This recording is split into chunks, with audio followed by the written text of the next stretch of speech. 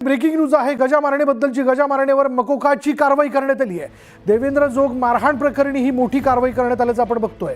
गजा मारणेला पोलिसांनी आता मकोका लावलेला आहे। देवेंद्र जोग मारहाण प्रकरणात गजा मारणे ही आरोपी आणि गजा मारणेच्या भाच्याला देखील या प्रकरणामध्ये ताब्यात घेण्यात आलेलं आहे।